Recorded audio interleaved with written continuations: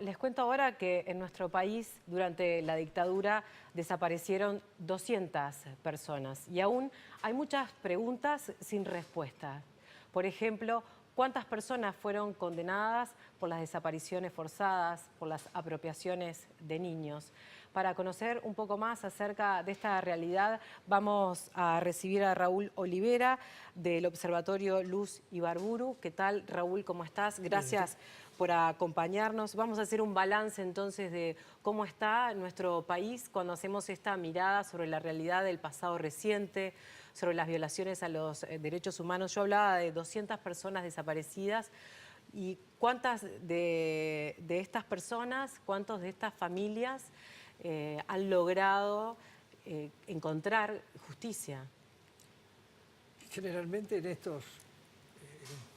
estos últimos días del año, los balances en general son de mirada corta, ¿no? O sea, es lo que pasó en este último año. La pregunta que tú me haces comprende más de 40 años. O sea que el balance entonces es muy abarcativo. Yo creo que no solamente las familias de los desaparecidos, las familias de los asesinados, los torturados, los violados y los niños apropiados, tienen todavía, esperan respuestas por parte de la sociedad uruguaya. Y cuando digo la sociedad uruguaya me refiero al Estado, o sea, porque el Estado uruguayo tiene la obligación, en este momento, una obligación ética, moral y política y jurídica de dar respuestas efectivamente a esa situación. Yo creo que efectivamente pasar rayas sobre ese universo, digamos, de víctimas y por el otro lado pasar rayas sobre el universo, digamos, de personas que han sido imputadas y algunas condenadas, el balance es muy desigual. Entonces, en ese sentido, como ciudadanos, como interesados en que el Uruguay salde adecuadamente el balance que podemos hacer no es satisfactorio. Hablemos un poco del trabajo que hace el Observatorio Luz Ibarburu para contarle un poco a la gente. Surge de una unión de varias organizaciones civiles, sociales que trabajan el tema de derechos humanos, pero específicamente a raíz de una sentencia, a raíz del caso Gelman. La sentencia del caso Gelman. Vamos a contar un poco para que se pueda un poco entender el porqué también de este observatorio. La primera cosa que hay que aclarar es que nosotros somos un observatorio atípico. Los observatorios en general se crean para observar determinadas realidades. O sea, un observatorio sobre la seguridad pública analiza lo que pasa en la seguridad pública, pero no sale a perseguir ladrones. Nosotros en realidad somos un observatorio que en un comienzo tuvimos la efímera esperanza de que en realidad solamente deberíamos observar ese proceso de justicia que se inauguraba con la sentencia del caso Gelman. Desgraciadamente, al poco tiempo, eso fue en el 2012, al poco tiempo, o sea, en el 2014, decidimos intervenir en lo que observábamos, que era en el proceso judicial, tener un equipo de abogados que de alguna manera actuara sobre las causas, porque desgraciadamente en el Uruguay las causas, si no hay atrás alguien que la esté empujando, en realidad están paralizadas. Y en ese sentido el observatorio lo que hace, en principio, es actuar en las causas. Y el otro elemento no menos importante es la democratización de la información. En el Uruguay ni el Poder Judicial, ni el Poder Ejecutivo, ni el Poder Legislativo tiene una base de datos de lo que pasa en el sistema judicial con relación a estas causas. Entonces, el hecho que nosotros tengamos esa base de datos que es pública es un elemento de democratización muy importante, no solamente para que el ciudadano se entere de lo que pasa, sino a veces para que los propios operadores del sistema judicial se enteren de lo que opina otro juez, otro fiscal, otro integrante de la Corte, porque el derecho se construye con poner pienso sobre problemas nuevos que ha vivido nuestra sociedad. El Uruguay nunca había vivido una situación de desaparición forzada sistemática como la que ocurrió en el Uruguay. Por lo tanto, lo primero que tenía que haber hecho es haber mirado a aquellos países que vivieron esa misma situación, o sea, el derecho internacional Yo creo que desde la Segunda Guerra Mundial a esta parte la humanidad avanzó desde el punto de vista que identificó conductas que podían volver a cometer los seres humanos y trató de encontrar las vacunas que de alguna manera inmunizaran a la sociedad de esas cosas. Bueno, y el derecho internacional es eso. El tema es que acá nuestros médicos, entre comillas, no se han enterado muchas veces que existe el derecho internacional, y sobre todo a nivel de la máxima jerarquía del sistema judicial, que es la Suprema Corte de Justicia. Entonces ahí nos encontramos efectivamente que estas causas se miran a veces con la misma lógica que se mira un delito común, cuando no tienen en cuenta que acá el delincuente fue el Estado. O sea, el Estado se transformó a partir de la dictadura y del terrorismo de Estado en una organización criminal. Entonces, para eso hay que tener una visión distinta. Y es lo que el Uruguay le ha costado ubicarse en esa lógica y por eso no resuelve adecuadamente este tema, ¿no? Actualmente hay 160 causas activas en los juzgados, Sí. 20 condenados, Sí.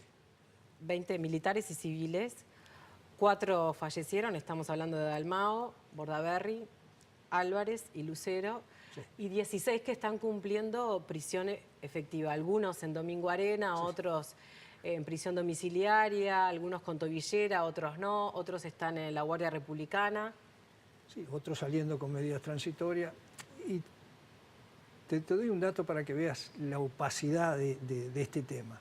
Para saber dónde estaban presos los que tenían que estar presos, o quiénes estaban en el domicilio, y quiénes tenían tobillera, y quiénes de alguna manera tienen salidas transitorias, nosotros tuvimos que hacer un pedido de información al Ministerio del Interior por la ley de acceso a la información, porque eso la sociedad no lo sabía. Entonces la sociedad tiene que saber qué es lo que pasa con aquellos que decidió en algún momento que tenían que ser castigados. Entonces, la democratización de la información también pasa por ese tema, bueno, por ver que en realidad la conducta que tiene el Estado con relación a los criminales del delito de lesa humanidad no se condice a veces con la que tiene con el delincuente común. Por algo tenemos una cárcel BIC, donde algunos pocos todavía están prisioneros ahí. Se refiere a la cárcel de Domingo Arena. A la cárcel de Domingo Arena. Olivera, ¿y qué pasa con el Grupo de la Verdad que fue anunciado y que fue creado por el gobierno de Tabaré Vázquez? Recordemos que durante la primera administración de Vázquez estuvo la Comisión por la Verdad, que se había iniciado ya con Jorge Valle, había hecho ya algunos intentos por crear esta comisión. El Uruguay tiene, como digamos, el Uruguay es visto en el extranjero como una suerte de paraíso de los derechos. No solamente porque ha incorporado una agenda de derechos interesante con los delitos, con el tema del aborto, la marihuana, digamos, el trato igualitario, digamos, con relación a las mujeres. Todos esos elementos son vistos con expectativas con relación al Uruguay. Pero también ven que el Uruguay tiene quizás el repertorio más amplio de instituciones dedicadas a resolver el tema de nuestro pasado. Tiene una Secretaría de Derechos Humanos de la Presidencia, una Secretaría para el pasado reciente, un grupo de trabajo por verdad y justicia, una justicia especializada a nivel del Ministerio Fiscal, una unidad especial a nivel del Ministerio del Interior. Ya te conté, media docena de instituciones. Entonces, cuando uno se pregunta, ¿por qué entonces estamos como estamos? Es porque efectivamente no alcanza con crear una institucionalidad, sino con que exista una voluntad política por parte de los gobiernos de resolver este tema.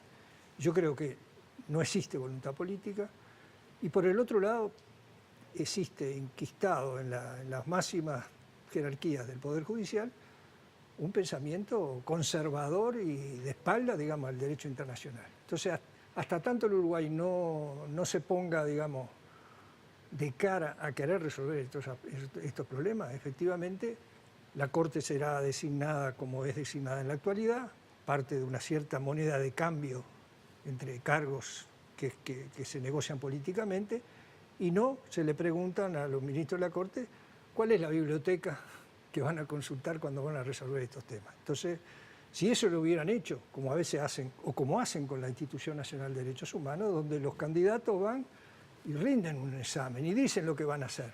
Yo quisiera saber qué dijeron, qué dijo el presidente actual de la Suprema Corte de Justicia con relación a cómo iba a pensar estos temas. Porque no nos olvidemos, y pongo un ejemplo de un aspecto que acá muchas veces se invoca, dice, bueno, tiene que haber seguridad jurídica. En Tacuarembó, que hay quizás en el interior del lugar donde hay mayor cantidad de denuncias, nosotros tenemos ciudadanos que han denunciado delitos y que la Corte ha dicho que la sentencia, la ley 18831 es constitucional. Para otros ha dicho que es inconstitucional. Entonces, en definitiva, yo no veo la seguridad jurídica donde existe cuando la Corte, según su integración, cambia en lo que va a resolver. Yo creo que en ese sentido el Estado tiene que tener una política coherente a nivel de todos los niveles, digamos, legislativo, ejecutivo, judicial, porque es lo que de alguna manera fortalece la democracia. O sea, el ciudadano que de alguna manera espera que la institucionalidad que creó para resolver determinados problemas se los resuelva, cuando no lo resuelva, no solamente se afecta la situación individual de un ciudadano, se afecta la credibilidad en la sociedad democrática. Yo creo que eso es lo que está en juego hoy y que nos debería preocupar a todos, ¿no? Me quedo con esa última frase, Olivera. Le agradezco muchísimo su tiempo, este balance. Me quedaron muchas preguntas por hacerle. Simplemente la última. ¿Están haciendo un seguimiento de la amenaza que recibió Chargoña, que es integrante, abogado por parte del Comando Barnés? Bueno, te cuento otra cosa. En esa misma causa del Comando Barnés, donde se ha avanzado muy poco, nosotros presentamos una denuncia porque un militar que tiene un blog, que a mí me amenace o que me intimide a mí no me hace nada, pero que se meta con mis nietos y con mis hijos, eso me parece que es grave. Eso lo denuncié en un juzgado y hasta ahora no ha pasado nada. Eso lo denuncié hace casi 2 meses, sigue estando en el blog, no solamente mi nombre, sino el nombre de mis hijos, de mis nietos, cuándo nacieron, cuál es su fecha de cumpleaños y todo lo demás. Si eso no es intimidación, ¿qué es? Y sin embargo el Poder Judicial no ha hecho nada con relación. Entonces, lo de Barnés se suma a lo del robo del GIAP y a todo un conjunto de situaciones, al dron que anduvo en una unidad militar. Bueno, yo creo que también en ese sentido hay una inacción por parte del Estado que nos debe preocupar, ¿no? Olivera, le agradezco mucho su tiempo. No, gracias a ti. Continuamos en Telemundo. Muchas gracias.